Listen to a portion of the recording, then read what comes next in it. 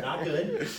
All right, so we left off talking about material facts. Now we're going to break those down into the kind of material facts that you should discover and disclose versus the kind of material facts that maybe you would not, as brokers, be able to discover and disclose. So we're going to talk about patent versus latent. So patent, I want you to remember patent versus plainly. Patent defects are plainly visible. This is your bag. These are the things that you as brokers will be responsible for. Patent means plainly visible. You should have been able to discover that. Make sense? Yeah. Now, latent. Latent is considered hidden. Latent defects are not your bag. That is, a home inspector will discover those things. Another professional might discover those things. Maybe an appraiser. There are going to be some things you won't even discover, or it might be discovered afterwards. I had a house I sold at High Rock Lake. It's been a few years ago. It was a $1 million house. Beautiful house. It was a little dated though. It had a little age on it. And of course, you know, somebody wanted to buy $1 million house, wants to go spend $1 million on it. So they went in and they started remodeling everything. And there was drywall in the basement. And it was an open basement, so it was only on one side, here and here. And then it opened up to the lake and it had all these windows on this side, so it was really nice. So they wanted to remodel it, put some bars and do some cool stuff. So when they tore out the drywall, this whole block wall was covered in mold. How would I have known that? I'm not expected to punch holes in the wall and look for mold. I recommended a home inspection, right? They did get a home inspection, and they actually came back and said, oh, the home inspector didn't find it. Again, the home inspector's not punching holes in your wall.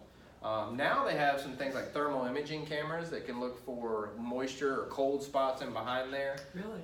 So in some cases, And the home inspector didn't find it? right? So as much as these $1 million buyers were upset that they found mold, they didn't have anybody to sue. There was nobody to go after because it was latent defects. No one would have discovered this. The previous homeowners did not know about it. It was not something they would have disclosed. They too did not rip the drywall off. When they put the drywall up, it was a new house. It'd been there for a while. So sometimes things just don't get discovered. That's part of buying a house. So they didn't find it until they were remodeling it? Until they were remodeling it. So there are some things, you're not going to tear out drywall. You're not going to tear out insulation. You're not going to look behind walls for plumbing issues or wiring issues that are not visible. No crawling through crawl spaces either. I ain't going to crawl space. I understand. A home inspector probably will, but if they waive a home inspection, there might be something in the crawl space that nobody saw. Yes, ma'am. If they didn't mess with that wall, did that wall need to be messed with, or they just did it just? They just did it to remodel. They wanted to make it look nicer, and in the process, So they never messed with it. They probably would have never. they probably never would have known either. And if they'd have sold it, the next buyer probably wouldn't have known. So that's just part of home ownership. Sometimes things happen that we don't know about, right? Just like my dad's hot water heater leaking in the floor and creating black mold.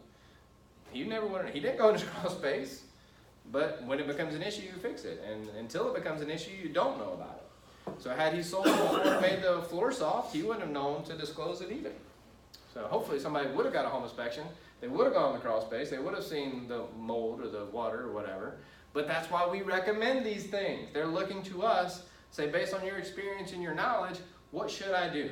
Home inspection, radon inspection, termites inspection, surveys. These are the reasons you should do these things. Do them all. Do them all. It's expensive, but do them all. It really is. And that's actually why some people end up, you would think, why wouldn't you do a home inspection? Why wouldn't you do a survey? Why wouldn't you do a termite? You should do it all. It's $5,000. Yeah, sometimes people are like, you know what, I'll just take the risk, save my money, if something comes up, I'll fix it myself. That's their choice. That is not our decision. We don't even advise in that corner. We tell them, here's what you are available for you to choose from, and they get to choose. And so they can choose. We actually have a professional services disclosure form. It's in your sample copies. It says, yes, I do want a home inspection, or no, I don't. And they have to physically initial one of those two options. And it goes through radon and termite and all the others as well. That way they can never come back to you and say, you didn't tell me about that. Yes, I did. Here's where you waived a home inspection. So that was on you, not me. So defects, plainly visible or latent defects, these are the difference between a material fact. Which of these two is a material fact? Plainly visible. You are not general contractors, but you're smart enough to know that if a house has an issue like this, to tell somebody. If the house is falling in, probably ought to tell somebody, right? A broker is not liable for failing to disclose latent defects if a visual inspection is performed. I had to put this up here because what we have found is somebody wants you to list their house. They say, hey Stephen, will you list my house 150 Main Street? Sure, I'll be right out. I go out and, oh, hey Stephen, it's my wife, we love you, where do we sign? Sign here, press hard, 3 copies, see you later, our photographer and measurer will be out tomorrow. I didn't even look around. I didn't look for the plainly visible defects, right? If I didn't even see it, didn't even make an attempt to look at it, I'm also liable. So there are certain things that we have to do as brokers, like a walk around to look for these plainly visible defects. I'll give you another example, taking it to the opposite extreme of that a little bit. And this was a case that came up in North Carolina. There was a house that an investor purchased. Investor purchased this house. It was a burned house.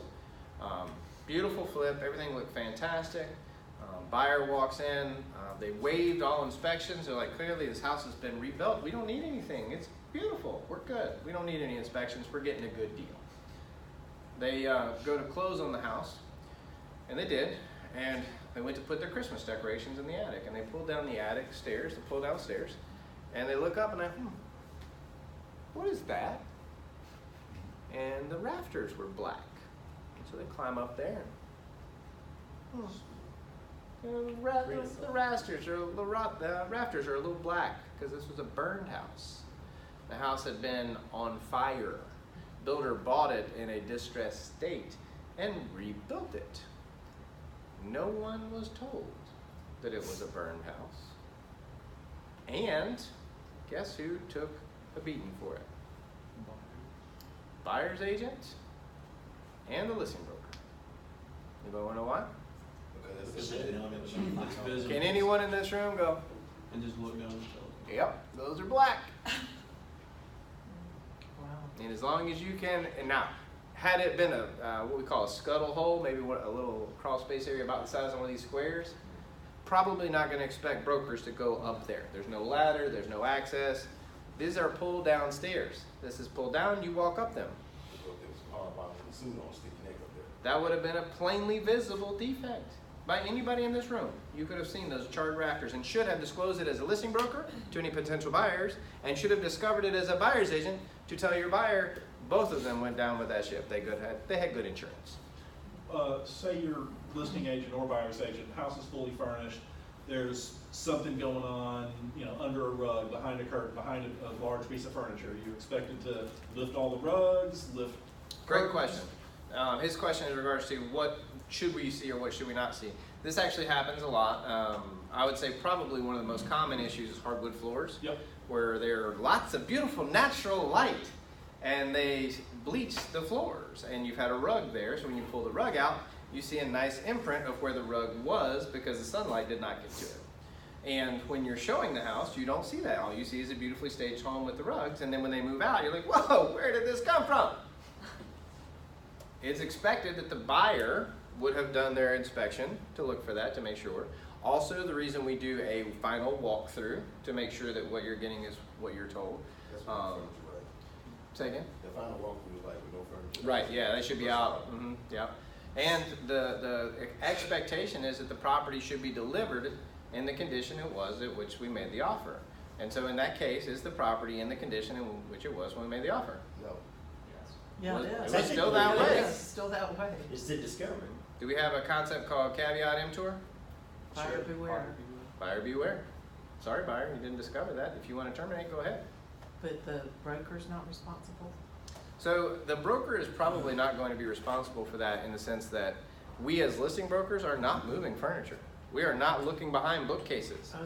So there are going to be things that would be considered latent, hidden defects. Now, let's say that buyer terminates and they walk away. Do I now know that there's that stained floor? Yeah. Now I might tell people Yeah. because now it's a defect, that it's a material fact that I'm aware of. Yeah, or anything that shows up on the home inspection, or anything during your due diligence period now becomes a material fact You got it. and a negotiating point for the buyer. You got it.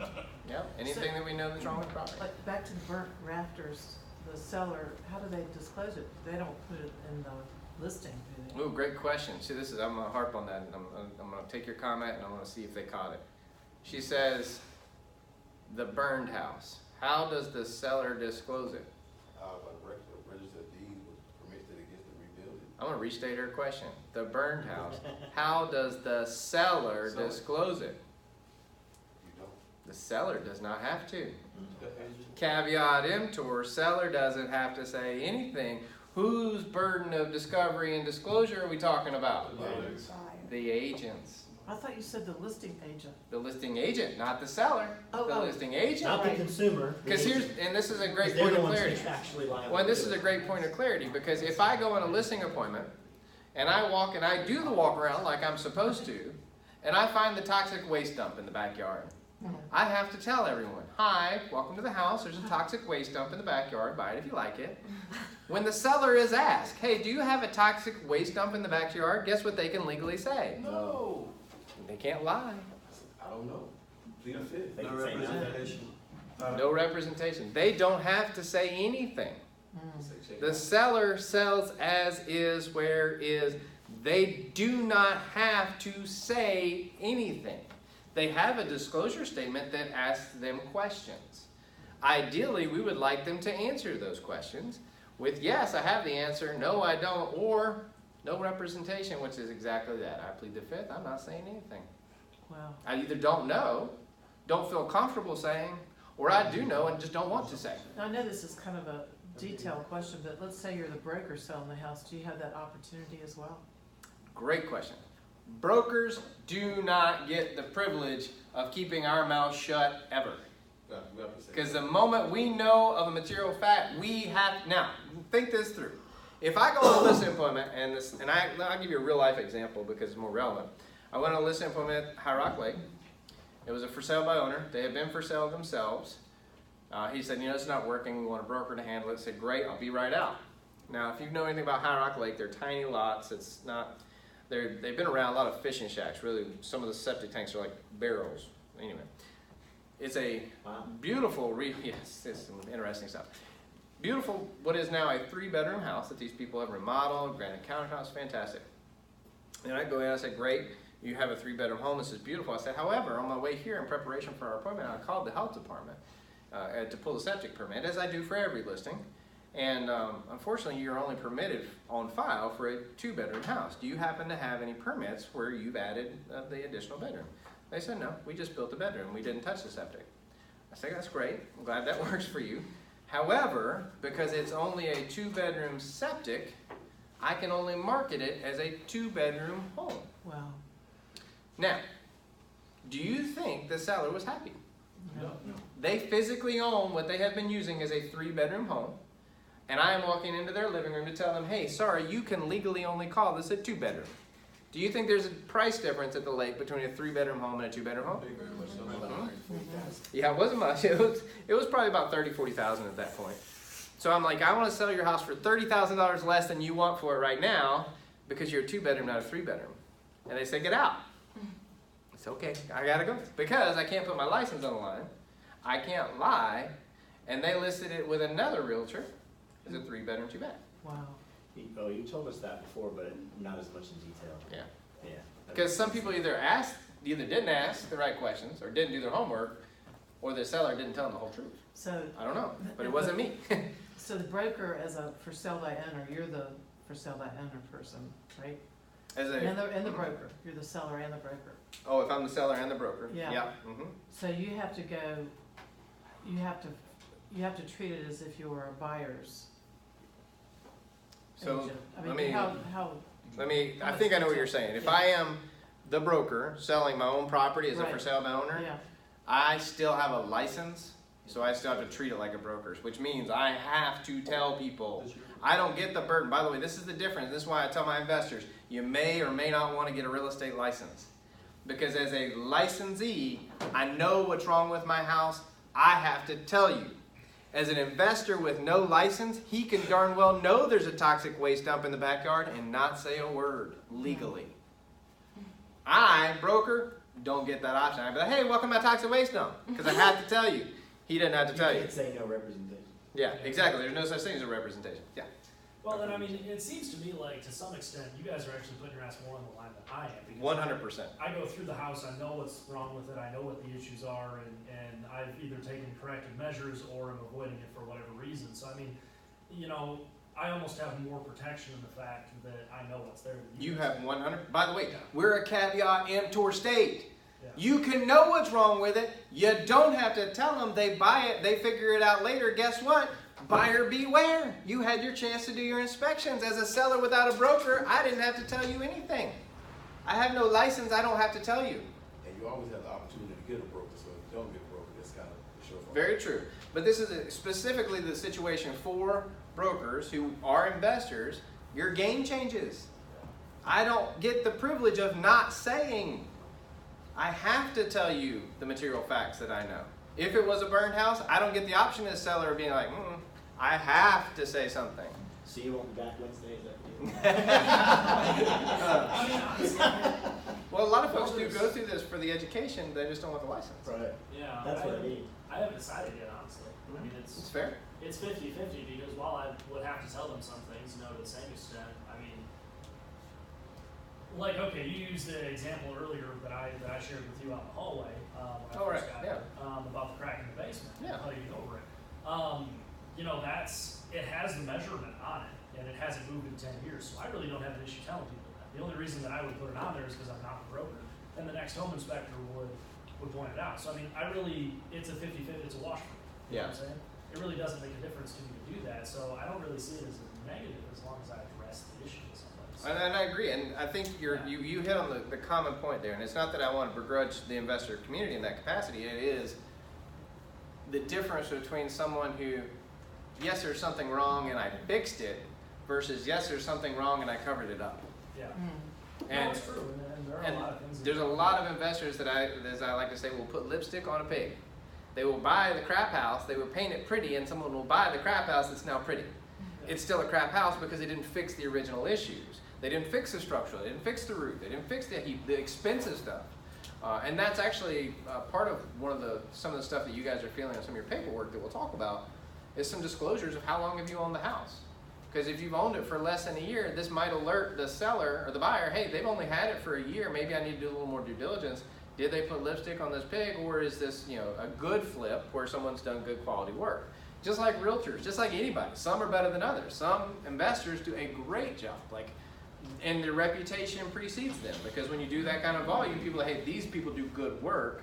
And then I would work with a lot of investors, I'm like, you do not want to buy that house. I have seen their work. You need to get some real good inspectors in there to make sure that it's done correctly.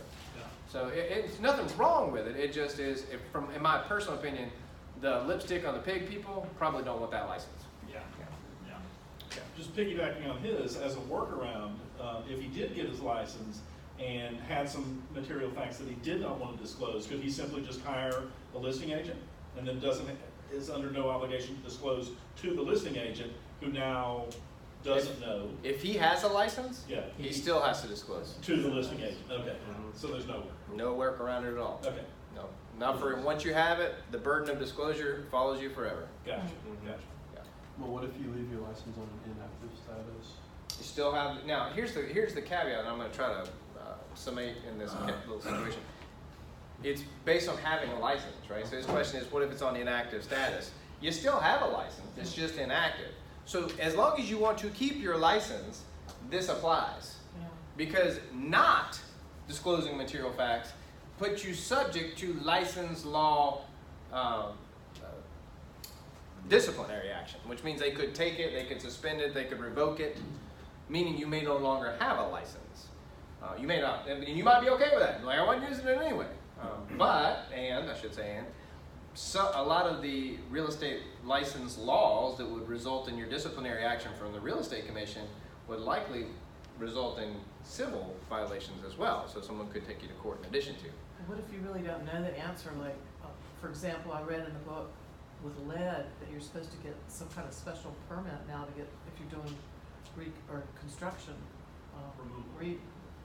Yep, yeah, removal. Is Yeah, that if you're it doing is? what we call lead-based paint remediation, be a certified lead-based paint remediator. Like you're moving a wall, like knock down a Disturbing wall? it. Yeah, so if you're in any way, and lead-based paint is most dangerous in its friable format, where if it's chipping, things like that. But if, like you said, if you're gonna paint over it, meaning I'm not touching it, I'm just gonna cover it up, you're okay. If I'm going to tear out that wall and it's covered with lead-based paint, I need a professional. And I think it's 6 square feet. If they disturb more than 6 square feet of space, which is usually about the equivalent of taking a window out and putting a window back, you have to have someone who's lead-based paint certified. Yeah. And so these are the things that we have to know so that we can advise our clients, hey, you need to get that permit. Hey, you need to call a septic place about adding a tail line. Hey, you need to call a lead-based person because you're gonna be disturbing that. Hey, that's asbestos, you might want someone who's asbestos certified. By the way, you have high radon, we wanna get you out of this house. So there's a lot of conversations that, and really, real estate agents are a jack of all trades. You will know so many things about so many things as a real estate broker over your career, it's incredible. I can't tell you that I've learned so much over 15 years about stuff that I never thought I'd have a clue about. So you will learn a lot, and that's our job. You are learning. Learning based is earning based. You will never stop learning in this career. The moment you stop learning, you're wrong, and someone will pass you. All those top agents, when they stop going to class, that's your chance. So visual inspection has to be performed and no obvious defects be found. What if a buyer or buyer customer asks for a copy of the, asks for the shed or the fence to be built on the property?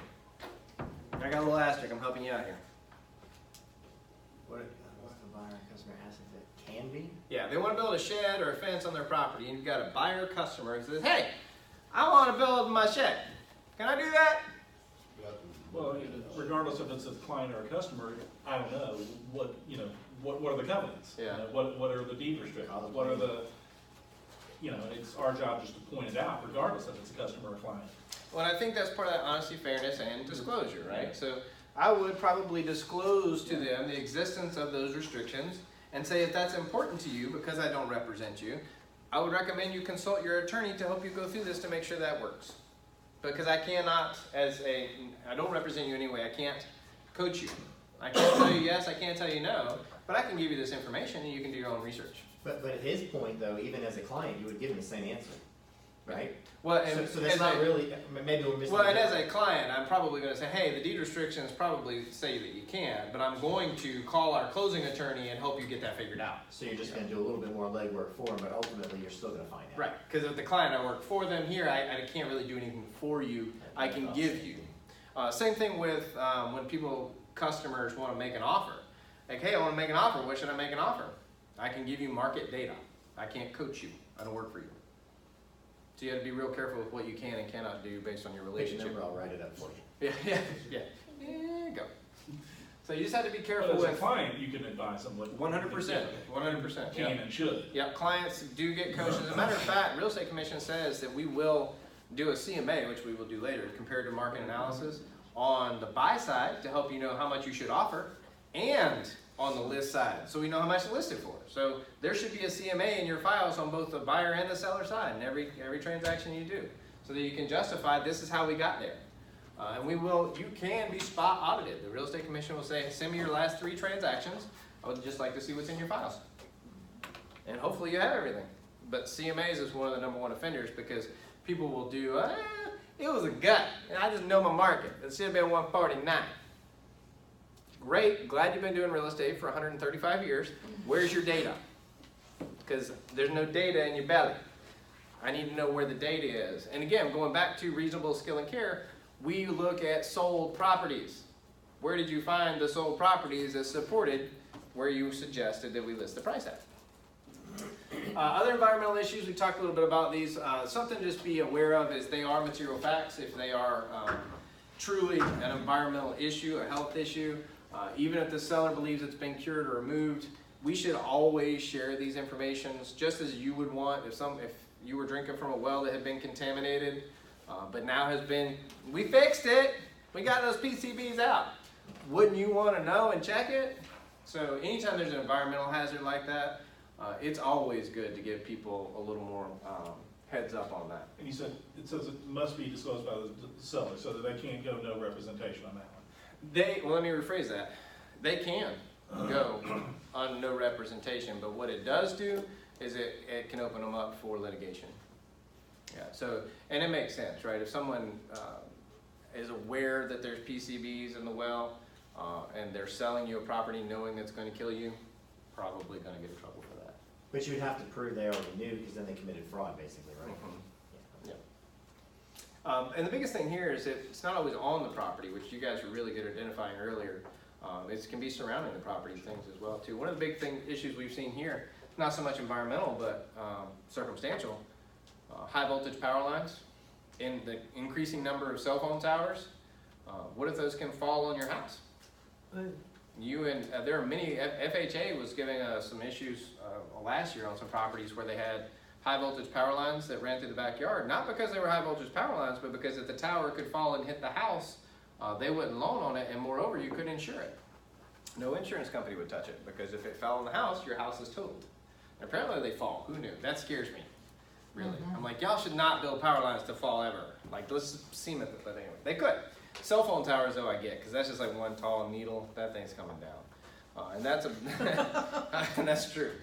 Now they make them look like trees, so they just add wind resistance. I'm like, this is bad. But Go ahead and lease a 40 by 40 plot for at least 5 years before that happens, then you can pay for it when it does fall down. yeah, actually, the leasing of cell phone tower land can be lucrative, as well as one of the biggest things that's not here but out west was leasing of aero generators. So a lot of these big cattle farms weren't doing so well, but the renewable energy companies got all these grants to build these aero generators, and so they would lease the land. So they were actually able to farm the cows and lease land for aero generators, and it really helped salvage a lot of large farming businesses because they were. They had really good dairy air. There's the first rule. How's There's it your going? first rule, How's it Joe. going? Dairy air. How's it going? How's it going? All right, so environmental That's gonna be on specialist. video. That one's on video. We're gonna coin that. So environmental specialists are your best friend, and this is really the mantra of the broker. Who are you gonna call? I feel like this should be our theme song. Because you ultimately have to know everybody, and you really are. It's like a friend of mine once said, if we did our job at a high level, Angie's List wouldn't exist. You are Angie's List. When my broker is my client, or when I have a client and they need somebody, you need a plumber, I got a guy. You need an electrician, I got a guy. You need a handyman, I got that. This will be your job. And environmental specialists are no shortage of that. And you need somebody in lead-based paint, I got a guy. You need water testing, well testing, any of those things. We know people that do these things. And so When you work for like a firm that's large like y'all's, is there procedures on who you refer to based on certain, or is it literally just do they allow you to personally develop those relationships? personally develop those relationships. But if you don't know anybody, there's certainly availability We have through the firm. We have a very active Facebook group. Like, who do you know that does this? And so then people will chime in, oh, I had a great experience with this person, call them, and that's, especially when you get into weird. We actually have had to have structural engineers where we have, our buyer has discovered a property that has that horizontal crack that doesn't look like it's moved in 10 years, but the lender needs a letter stating that it's great. So we have an engineer that'll go out and assess it and write a letter and say it's sound. Engineers can trump anything. So yeah, you gotta know those people, and that's very helpful for when you run into those situations. Anything else I'm missing there? Yeah. EPA, there's a lot of resources for environmental stuff. Your local health department, your state, is now, used to be NC DENR, now it's Department of Environmental Quality, DENQ, whatever, so that you can find the information there. We've talked a little bit about lead-based paint. The biggest concept that we're having here, you know what it is, you know what the requirements are, you know there's some disclosure issue. The question in this conversation is, when does it become a disclosure issue? And so when is a disclosure issue? 1978 or before. Say again? 1978 or before. Yeah, prior to 1978. I heard two things, because he's like, when you know it exists, true. Also a disclosure issue for whether it exists or not, which is the point I was trying to make, so thank you for that. Because if it's prior to 1978, it's a material fact I have to disclose, hey, this house might have lead-based paint. If it has lead-based paint, regardless of what year it's in, I have to disclose it. What if it was built in 1995 and it has lead-based paint? If I know about it, it's a material fact. The likelihood's not that high. Doesn't say, yeah. But if somebody told me, hey, I got this cheap paint on sale, this really good deal, 1958, Imported it. it's got really good characteristics, apparently. This lead really makes it shine. Thanks for telling me. I have to tell everybody that. So lead-based paint, how does the owner have, or what does the owner have to provide? And that is the what? The lead-based paint disclosure, which says, Mr. Seller, are you aware of any lead-based paint on the property? Yes or no? Or have you tested for it? And if yes or no. And so then must the owner certify that the home is lead-free? No.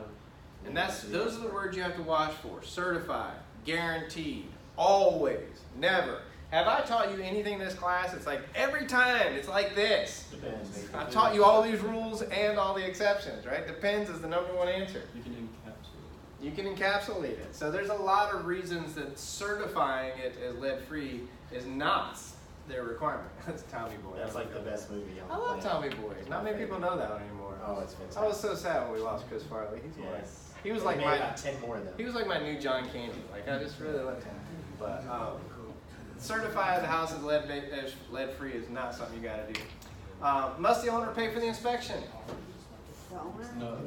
Right. That'd be doing. So if, let me ask you this. Well, I'll rephrase the question. Unless it's written. We have a house built in 1975.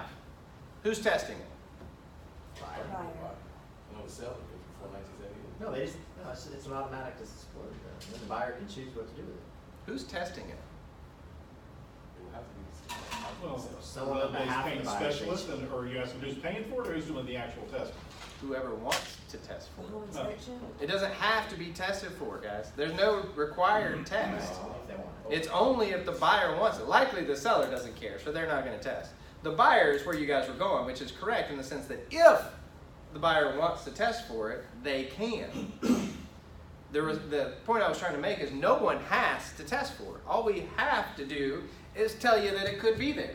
Disclose that lead-based paint may be there. Sign the form knowing you know lead-based paint may be there.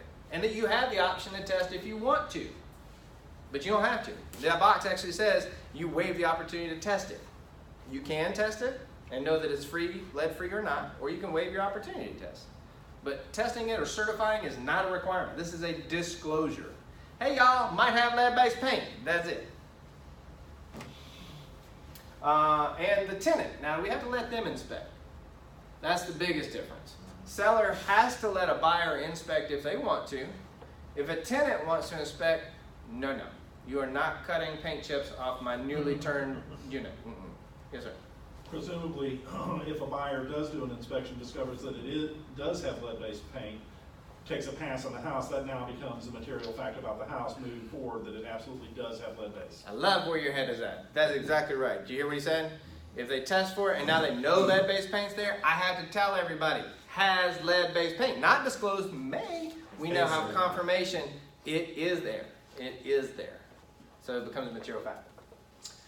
EIFS. Oh Lord, EIFS. EIFS. So exterior insulation and finish system. EIFS is basically, it looks like stucco. And EIFS is the cat's meow when it works correctly and is installed correctly. So from the picture, this is what it looks like. It's a very nice looking finish. I've seen it on, actually had this siding or finish on it was a $500,000 house. So really well done, no problems. However, when the installation is not done correctly, this is what happens. And I know the picture's a little fuzzy, but here is the EIFS. This is the rotten house. Because EIFS is great at insulation, meaning keeping stuff out. Or in. So when moisture is on the outside of the wall, we're cool. When it's installed properly and moisture got in the wall and got sealed in the wall, it over time destroys the inside of the house and it will rot the wood. So how do you know this is behind this? You don't. You don't, which is why we just disclose it. It is a material fact disclosure that this house has EIFS. It has that exterior insulation finish system. Mr. Buyer, if you're interested in wanting to know more, talk to your agent, conduct your inspections accordingly. Are there if things you that want look to. close to that but that are not EFS? Like, would you clearly know if it had it or not? It's yeah, I mean, it's Because pretty. it just looks like someone smacked a concrete driveway on the side of the wall. there. Yeah, it's sometimes it's harder to tell, but most of the time you would know.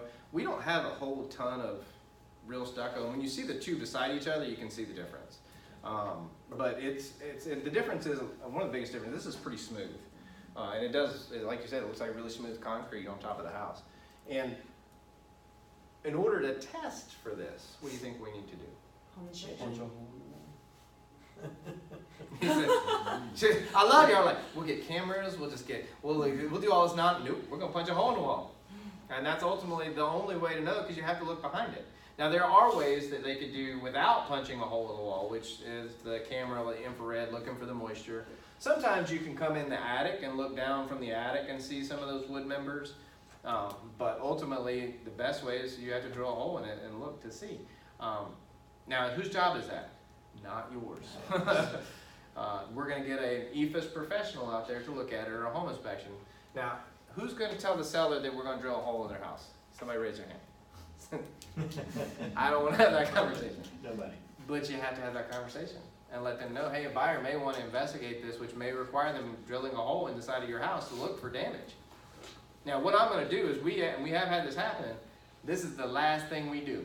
Let's do appraisals, let's do everything else, and if we're cool with that, then we'll dig into this. And we had one inspector, and they were able to drill a hole, but it was up from in the eave, so it was behind the water, and they went in from the attic and were able to look down, and so it was very minimally invasive. By the way, the buyer is responsible for fixing that Put it hole. back to the condition. Yeah, so they have, if they drill that hole to do that inspection, they have to fix it back. But you probably want to have that conversation with the seller. First of all, it's material fact, I have to tell people. Second of all, someone's going to want to test it, which is likely going to involve drilling a hole in your house. And at that point, the seller might be, dang, I need to know this. They may want to drill a hole in their own house and get somebody to look at it so they know for sure. But that's EFS, and that is a material fact. If you are listing a house with this, this finish, you need to disclose it. Another one is leaky polybutylene piping. Leaky polybutylene was like the precursor to PEX. It was plastic, it was flexible, it had really good properties, really good potential. The biggest thing they did wrong initially was these connectors. They used these copper connectors, and that was where they started leaking. And the existence of this type of piping is a material fact. That does not mean it's leaking, it just means it has been used. Many times you may run into cases where it has been replaced or mostly replaced. If it's there, it's a material fact that you have to tell people. It doesn't matter if it's leaking, you just have to tell them if it's there. You have to be real careful too, because sometimes it's not just like it's a bad picture, but I think this is copper here that joins. So it's not always what you can see. Now I'm not telling you to go, we don't have to go in the crawl space, right? But we should probably open the cabinet doors and see what kind of pipes are underneath the sink. Those things are easy to look at. So those are the type of kind of visual inspections you're looking for. You said PEX earlier, is that PVC? PEX is a plastic. It's the most commonly used plumbing now. It's that most of the time it's red and blue, and that's one of the easier ways. Oh, Yeah, yeah. PEX is great because it's super flexible. And Although- it expands when it freezes. It does, Right. yeah. It's freaking awesome. Which the only thing I will tell you became an issue in my house. So these are compression fittings, which means you have to have a certain tool to compress them at the exact right pressure. The plumber who worked on my house, these are good for about 1,000 crimps each, the tool is, before you have to get them recalibrated. He was on like 2,500, and as soon as we turned the water on, Oh, no. because he had to recrimp all of those because his tool was out of alignment. So just be careful if you're gonna, especially mostly the DIY. Most plumbers are gonna be on the up and up, or at least willing to fix it. But if you, this is another reason we're looking for unpermitted additions, right? What if somebody's got PEX, they went to Lowe's and bought the tool, and it's not calibrated, and they did it themselves, and then 2 weeks later after you buy the house, the fitting pops off and floods your house. And your insurance won't cover it because you didn't have flood insurance and it was unpermitted. Yay, welcome to real estate. So it falls from the top down. Yeah, just hope it comes to the So leaking polybutylene piping is a material fact. You have to discover it, or if it's leaked in the past, by the way, you have to disclose it too, because it's one of those things, if it's not leaking now, that's still okay, but if it's leaked in the past, you have to tell them. Townhouses should disclose it if the neighbors leak, because you share a wall. Questions on polybutylene? Biggest thing, it's hard to identify, and as you are out practicing and you'll take some field trips with some of your classes, you'll actually get to see some of this. If you see gray water pipe like that, that's probably enough to alert you. Like, because PEX, like I said, is blue and red, it's color coded, so it's a little more different. But if you see an older gray pipe, maybe I need to go plumber. How do you spell PEX? PEX. Yeah, it's a brand. I don't know. I think it's like Kleenex. They just happen to have market share. I don't know what the actual material is. Meth labs. So now we're going to learn to make meth. Never ever. Yeah. Leave me alone. Yeah, of course not. Bring me my toothbrush. So they call it a toothbrush because otherwise they'd have all their teeth and it'd be the teeth brush. Meth is dangerous, guys. It really is dangerous, and it is so prominent. Vacant homes during the recession were, if you've seen Breaking Bad, you know what I'm talking about. Anywhere they could find a vacant residence or somewhere that they could break in and make meth, they would, because they create such a toxic environment. No one wants to be left with that. It is hard sometimes to determine if it has been a meth lab or not. Actually, you were looking for, I know this is silly, but you're looking for red splatters, not red spray paint, that's weird. But if you're looking, it's pseudoephedrine is one of the main ingredients, which is usually got that red color. So if you see splashes of red where they've been cooking on the wall, those, especially in foreclosures or vacant homes, those might be indicative of the meth lab was here. Wow. If it was a confirmed meth lab, the state has investigated it, flagged it, and it has to be corrected. The question is, was someone making meth there that was not caught or was not identified? And that is a very toxic environment, very unsafe. If it was identified, how do you know? Usually if it's been identified as a meth lab, the sheriff has put a lockdown on it until it's been cleared. So what's the mitigation on that? I have no idea. The best I could tell would be cut out drywall, cut out floors. I mean, it permeates. It is potent. And I don't even know how they test for it, but it is bad. There's a reason they're wearing those full body suits when they're making it. It's bad stuff. The chemicals they use are really strong, tons of different potent, high concentrated acids. Really, it's not safe. Yeah, it's not safe. So meth labs are obviously a material fact. If you know about it, we have to tell them. And then clearly you would want to know if you were buying a meth lab. So be careful with that. Now, sometimes we don't get it right. Y'all are already questioning, what if I don't do this? What if I don't do that? It's okay. Just relax. Mistakes happen. I wonder how long it's going to take before somebody caught that. That actually happened, I think. It did. Yeah. So, anybody see a mistake? Fine. Yeah. Yeah, hooked on phonetics. So, mistakes happen. School is cool. We have insurance, guys. You're gonna, hopefully, your firm will carry some E&O insurance. Now, it's E&O insurance, not stupid insurance. So if you're negligent, if you are just not doing your job, you're still gonna be liable. You're probably gonna get sued.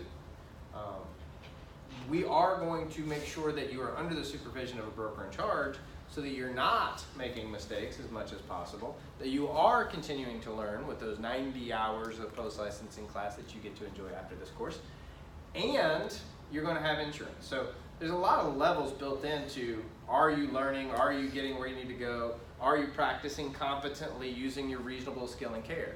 As long as you are doing the right things, you are less likely to be in hot water. I say less likely. Do you recommend a certain time in between doing this, passing your test and doing the 90 hours? Like, is there a benefit to having some practical, I've been out on a few listings and have worked with a few clients before you jump into the 90, or? So that's a great question. The 90-hour courses, and by the way, by the time you guys get ready to take the 90-hour courses, it will be July.